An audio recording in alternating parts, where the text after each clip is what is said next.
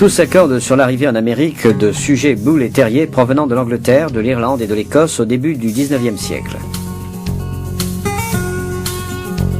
Pour sa part, M. Pascou soutient la thèse suivant laquelle l'American Staffordshire Terrier actuel descendrait des bulldogs et terriers de combat utilisés dans l'Angleterre entre le XVIIe et le XIXe siècle, et qui se distinguaient déjà dans les premiers Staffordshire Bull Terriers et dans les Blue Poll Terriers écossais. Ces derniers en particulier dotés d'un courage et d'un tempérament exceptionnel, plus grand et plus lourd que l'anglais de Staffordshire et d'une couleur tendant vers le bleu, qui furent exportés en Amérique. Ici, tout comme en Écosse, les sujets bleus furent appréciés lors des premières expositions et jugés comme des sujets de grande valeur.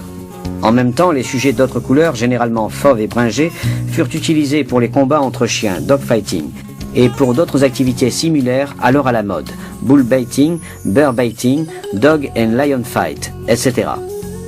Alors que le Blue Poll Terrier s'éteignait en Europe, dès le début du XXe siècle, des croisements avec d'autres Staffordshire Bull Terriers primordiaux, descendants des légendaires Paddy, Pilot, Rafferty, Rock, des combattants invincibles importés et élevés par M. Cock et Charlie Lloyd, faisaient naître en Amérique de nouveaux exemplaires dotés de caractéristiques morphologiques et caractérielles particulières. Dans les années qui suivirent, ces derniers subirent des sélections et des croisements qui donnèrent origine à une multitude de chiens appelés de diverses façons: Pit Dog, Yankee Terrier, Half and Half, Pitbull, Staffordshire Terrier, American Bull Terrier, American Pitbull Terrier, etc. Mais mesdames Fraser et Nicolas, ainsi que bien d'autres éleveurs du Nord-Est et pas seulement, sont d'une toute autre opinion.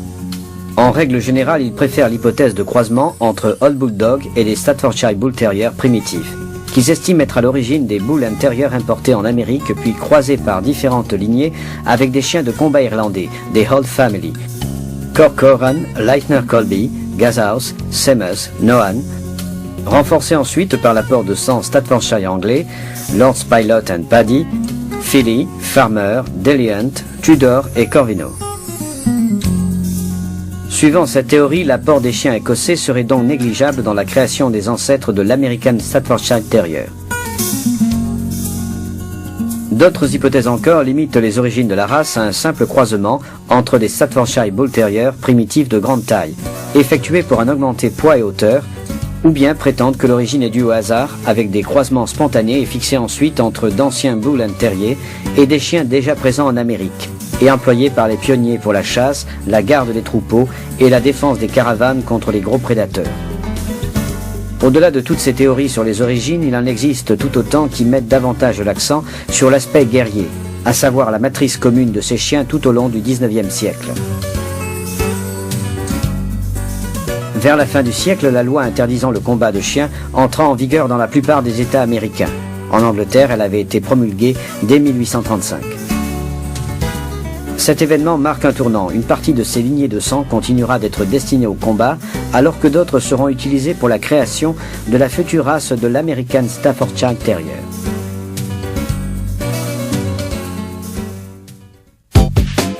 En 1898, Bennett fonda l'United Kennel Club et enregistra immédiatement son premier chien de race américaine Pitbull Terrier sous le numéro 1 du livre. Ce chien s'appelait Bennett's Ring. Presque 40 ans s'écouleront encore avant qu'un chien italien ne rentre dans les registres de l'American Kennel Club, depuis 1884, sous le nom de race de Staffordshire Terrier. Il est le seul organisme cynophile américain reconnu aujourd'hui, encore par la Fédération cynologique internationale. Le président Roosevelt appréciait cette race. Non seulement il en faisait l'élevage, mais il en promut l'image sur les revues et affiches militaires de la Première Guerre mondiale. Pendant le conflit, un Staffordshire Terrier appelé Stabby devint célèbre, et pas seulement parmi les troupes. Ce chien sauva une division de l'armée en avertissant à l'avance d'un bombardement au gaz, apporta des messages dans des zones minées, retint un espion allemand jusqu'à l'arrivée des soldats.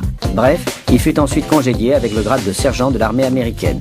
L'intérêt crut autour de la race jusqu'à mener en 1921 à la fondation du premier club spécialisé, l'American Bull Terrier Club, fondé à Clay Center, au Kansas, qui commença à ébaucher les premiers rudiments du standard, à diriger les passionnés vers des sujets plus élégants et plus homogènes, en décourageant la sélection d'exemplaires ayant des caractéristiques trop molossoïdes, et en fixant les premières références.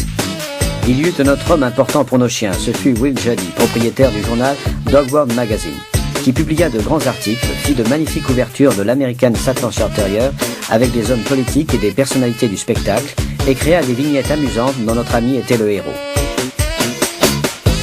Le 10 juin 1936, le Standard fut reconnu par la Fédération cynologique internationale. Le Staffordshire Terrier américain était né.